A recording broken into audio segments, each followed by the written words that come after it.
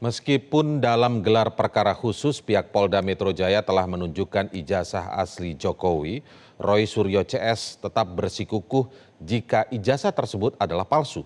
Roy Suryo CS pun meminta agar dilakukan uji forensik independen untuk memastikan keaslian ijazah mantan presiden itu.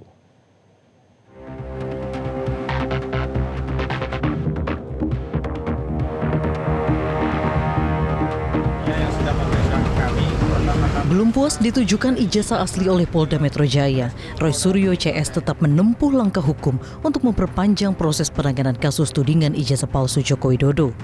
Kali ini, Roy Suryo meminta penyidik melakukan uji forensik independen terhadap dokumen akademik Jokowi dengan melibatkan institusi dalam negeri yang memiliki fasilitas laboratorium forensik.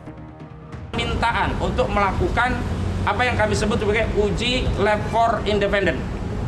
Dan di mana atau siapa yang kemudian kami usulkan, setidaknya ada dua institusi yang kami usulkan bisa melakukan uji lab independen ini, dan Riset dan Inovasi Nasional, yang kedua Laboratorium Forensik Universitas Indonesia. Dua pilihan ini bisa diambil oleh penyidik siapa yang akan ditetapkan sebagai institusi untuk melakukan uji lab yang sifatnya independen.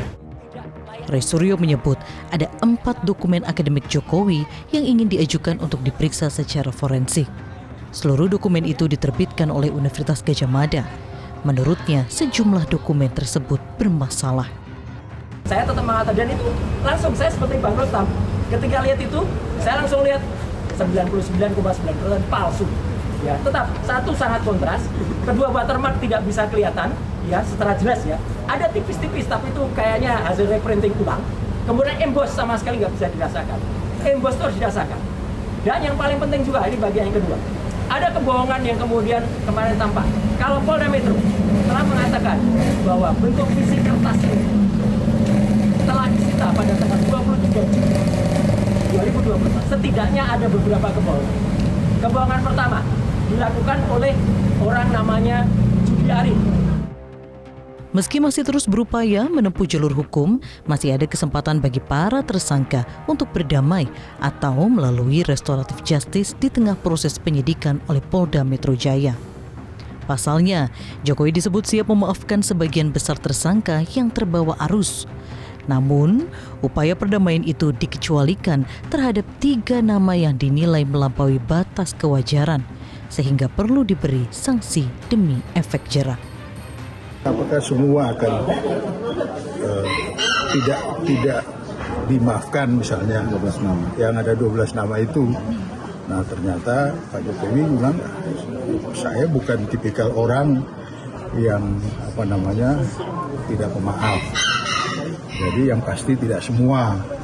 Jadi 12 nama itu tidak semua yang akan terus dituntut.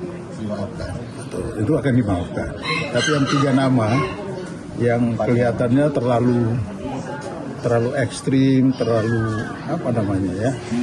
nggak pernah mau menerima fakta bahwa ijazah Pak Jokowi itu benar. Di sisi lain, kuasa hukum Jokowi Firmanto Pangaribuan kembali mendesak agar para tersangka kasus ijazah Jokowi dilakukan penahanan. Selain ancaman di atas 5 tahun penjara, Firman juga khawatir para tersangka kembali mengulangi perbuatan pidananya. Tim Liputan, Metro TV.